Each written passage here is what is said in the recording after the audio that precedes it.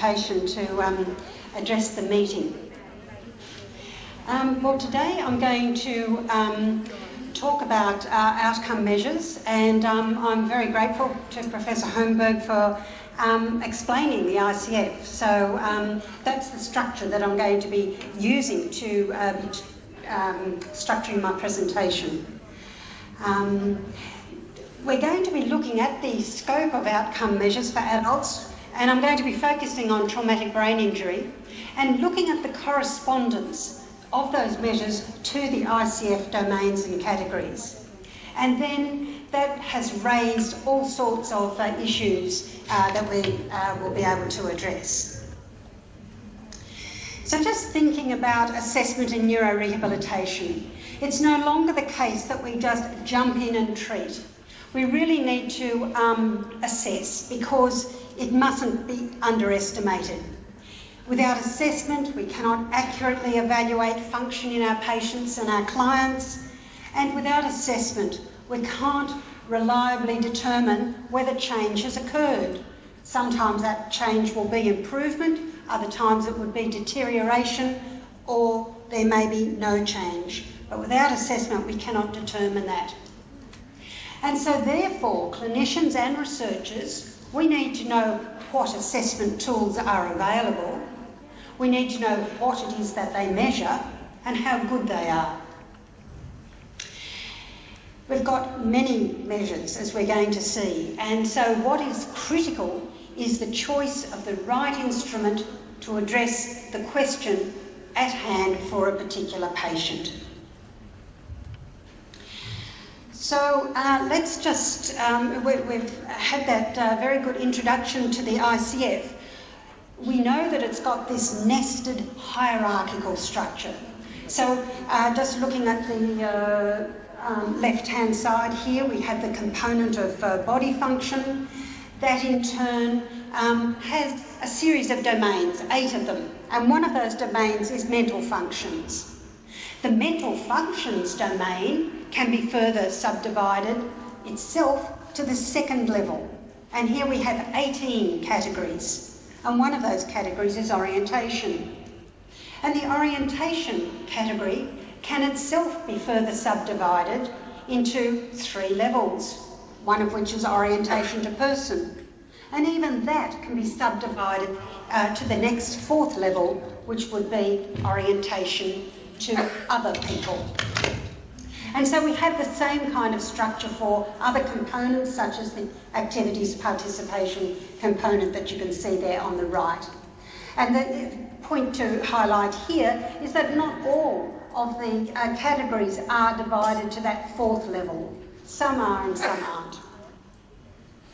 But we've got, as Professor Holmberg said, 1,500 categories, just shy of that number.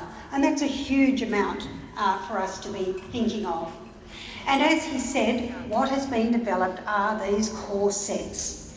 And this is very helpful because the core sets look at what is necessary and sufficient of those 1,500 or so categories to be describing a particular health condition. And what they look at is the categories at the second level of division. So we're looking at something that is fairly specific, but not totally specific. For example, orientation, recreation and leisure.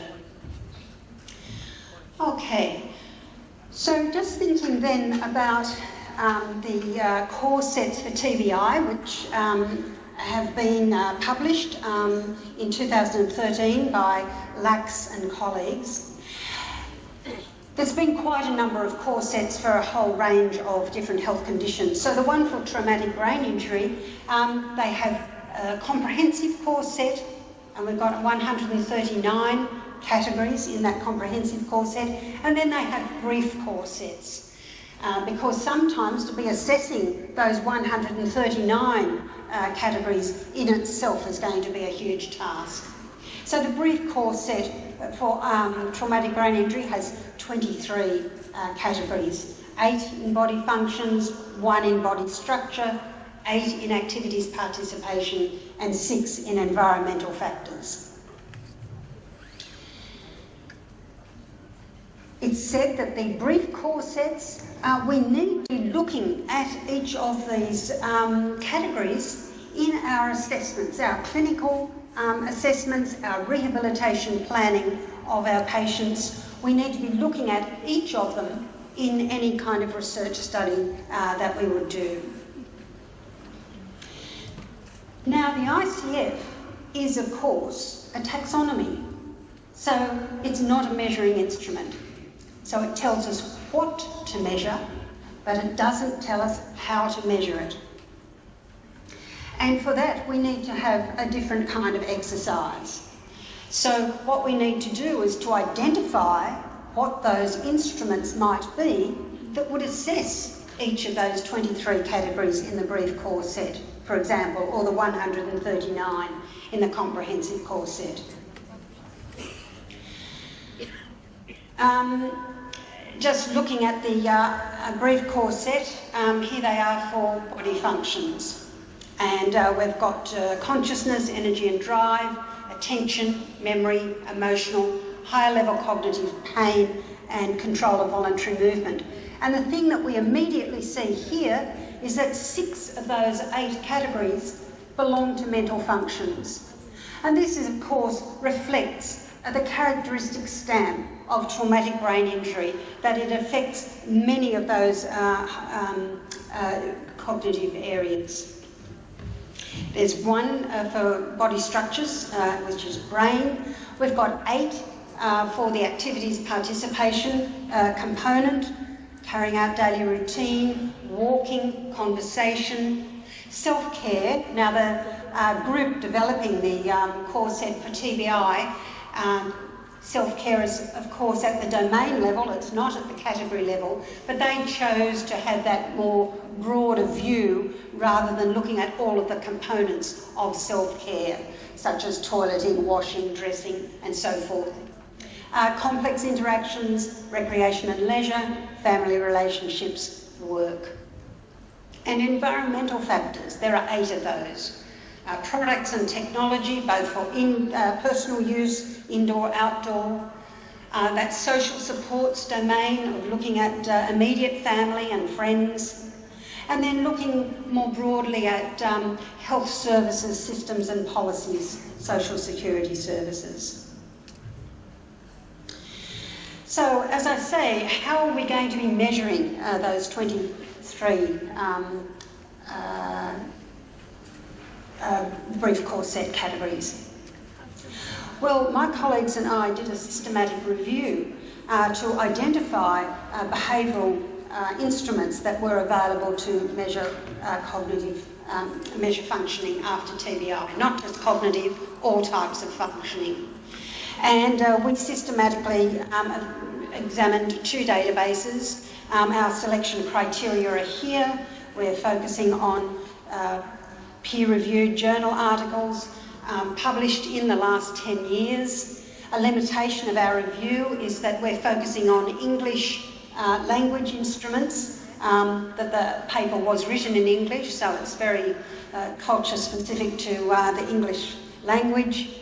We looked at, in the title or abstract, any of the behavioural instruments that were identified and used with adults. So we're not talking about the paediatric group in this review. We did exclude some instruments. We were particularly interested in the patient, so we excluded all of the measures that they were looking at the experience of caregivers and families. We also excluded symptom validity and malingering measures. What we're interested in is not are they faking, but rather what is their functioning. And we also excluded non-behavioural instruments, such as looking at CT scans and so forth. This is just to show you our search strategy. You know, we identified more than 5,500 articles, but once we looked at the removed duplicates and exclusions, we considered 2,500 of those articles. We identified 910 measures. We did a bit of collapsing of measures, you know, sub-tests of larger tests and so forth, we collapsed into looking at unique measures. So what we found is 728 unique measures looking at non-behavioural behavioural functioning in TBI. That's a vast number. How does it map to the ICF? Now, I use that word map very loosely because what we're looking at here is the measure and what is the aim of that measure, rather than the items of the measure, how they might link to ICF components. So we see here that most of our 728 measures are related to body functioning. In fact, 2/3 of them. And even more compelling, 370 of those were for mental functions alone. We had more than 100 that looked at activities and participation, and then another 60 measures looked at both body function and activities participation. 22 looked at environmental factors, 36 at personal factors, and then there were 35 that looked at concepts that weren't covered by the ICF, such as quality of life. So let's just drill down a bit. I mean, do these, this result from this systematic review allow us to recommend specific measures in a minimum data set, for example? That's easier said than done. A number of those expert groups have been formed, but for one reason or another the methodology is limited. They have non-transparent means of identifying measures, and I am not aware of anyone that's done a systematic review to look at the pool of measures. So let's use as a starting point, how do our measures map to the ICF brief core sets? What I wanted to note first is that there's a wide variety in the type of measurements. So we've got standardised scales and non-standardised instruments. We've got screening tests through to comprehensive batteries, performance-based measures versus clinician or self-report measures, category-specific measures, multi-category, multi-domain, multi-dimensional instruments. So this is the number of instruments that we have in body functions. There's 462 of them. And the point to be making here is that they range from a small number, such as 3 in the area of pain, through to 74 in the area of high-level cognitive functions or executive functions. These are the types of instruments, for example, the Glasgow Coma Scale for consciousness, the Apathy Evaluation Scale for energy and drive, the Test of Everyday Attention for memory, and so forth. And those numbers in brackets are the numbers of measures that there are. But I wanted to be saying that there's many measures that you just can't tell by the title what they might measure, such as the multi-category neuropsychological assessment battery that has screening modules that map to many of those domains. Or even more broadly, we have measures that look at body functions as a whole, such as the neurobehavioural symptom inventory, and that may map to some of those measures. And then we have measures that are multidimensional in the sense that they cover not only body functions but also the activities participation, such as the Mayo Portland inventory. Now, some of the issues about mental functions, one of the queries is, are our core sets actually, they need more specificity?